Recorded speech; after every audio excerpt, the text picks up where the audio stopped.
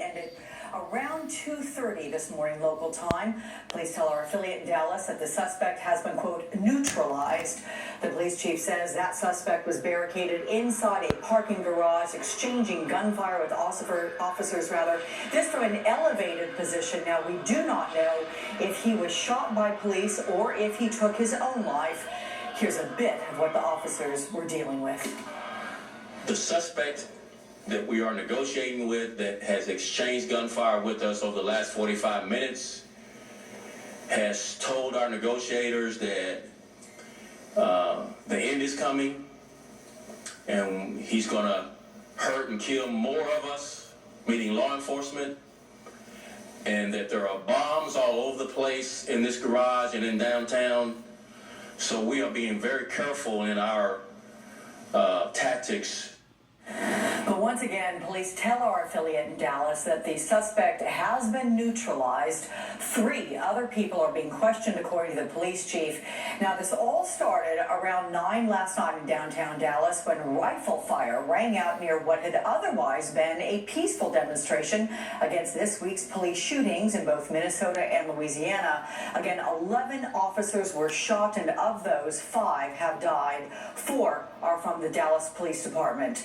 The other, a Dallas Transit officer now identified as 43-year-old Brent Thompson, is the first officer from that department ever to be killed in the line of duty. He had been on that force since 2009. 3 other DART officers shot are expected to recover. They are Misty McBride, Omar Cannon, and Jesus Ratana.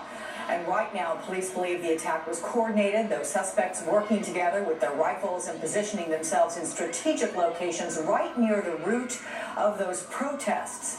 Police are investigating if more people may have been involved, and right now officials are sweeping the downtown area of Dallas for explosives. In fact, the FAA has also shut down air traffic over Dallas for a while this morning. A nearby college campus has also been on lockdown. There is some video that we want to show you of a witness on the ground in Dallas. He was one of the people protesting peacefully when the shooting began, and that is when he pulled out his cell phone and started streaming live on Facebook.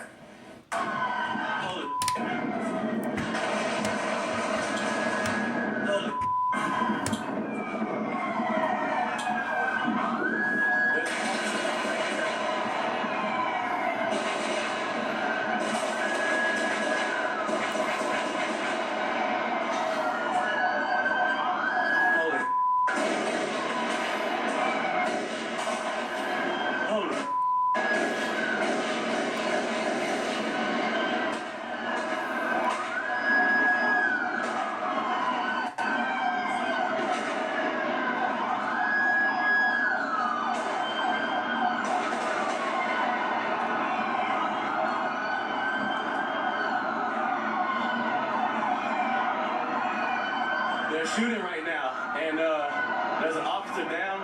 It's coming from the right over there, from around these buildings. I don't know where. Main Street and Lamar. This is Main Street and Lamar.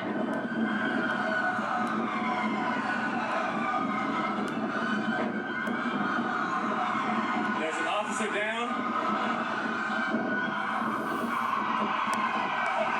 They're moving in on somebody. That is extraordinary and chilling video right there. We're joined now by NBC's Jacob Rascon. He is live again in Dallas this morning. Jacob, you've been outside that iconic Bank of America Plaza building there with the green lights. Talk about what you're seeing now. Okay.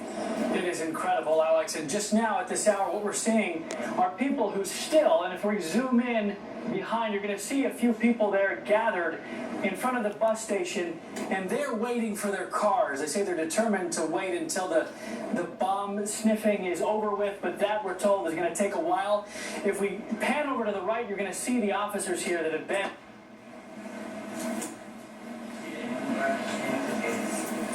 down, and they've been doing that, of course, all night. In fact, when we arrived and we drove in from Houston, we got within a half mile, and it took us 30 minutes to go that half mile because it was so difficult to get around. And it's going to be this way for the foreseeable future. They have not given a timeline for when they're going to be finished. This is a massive investigation, of course.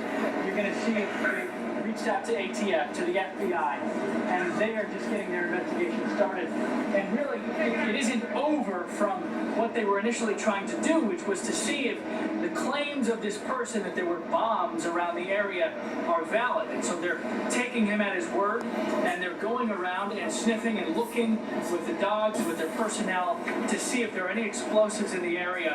And large portions of downtown Dallas still on lockdown. Alex?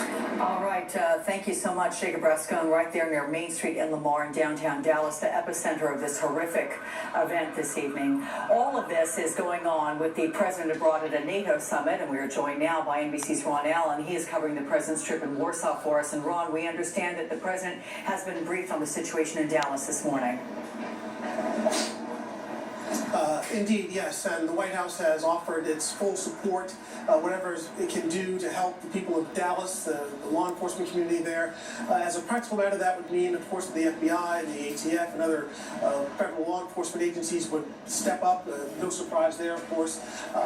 The statement that we think we're going to hear from the president could come very shortly. It is part of a previously scheduled part of his agenda, part of his calendar, where the president was going to make remarks following his meeting with the leaders of the European Commission, the European Union. The issue there, obviously, Brexit and the British decision to leave that organization.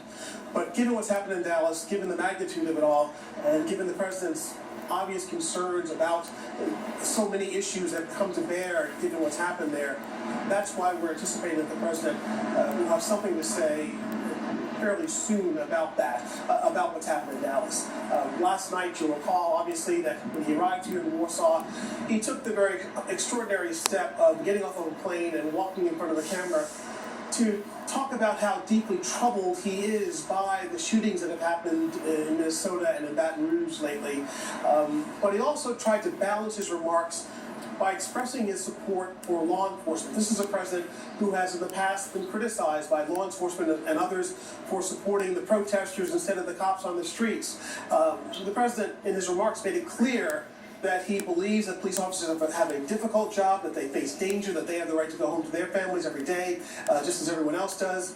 The president said that he receives letters from law enforcement following protests asking and saying that they feel under attack and that they feel that they don't get the support or the attention that when an officer is shot and killed in the line of duty, that individual that event does not get the focus and the concern that it should from the White House and elsewhere that these protests get and the deaths of black and other suspects of color.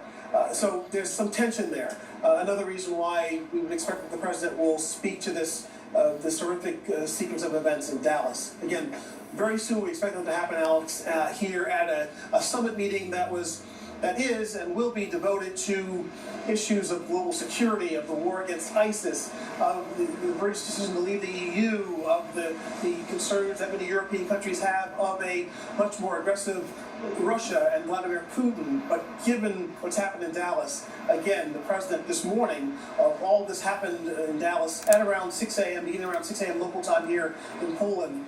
We expect the president will have something to say about what has happened and his reaction to it, which again will be to obviously support the people of Dallas, to offer what assistance is possible, and to express his, I would guess, heartfelt support and commitment to police and law enforcement officers across the country who have a tremendous job to do every day.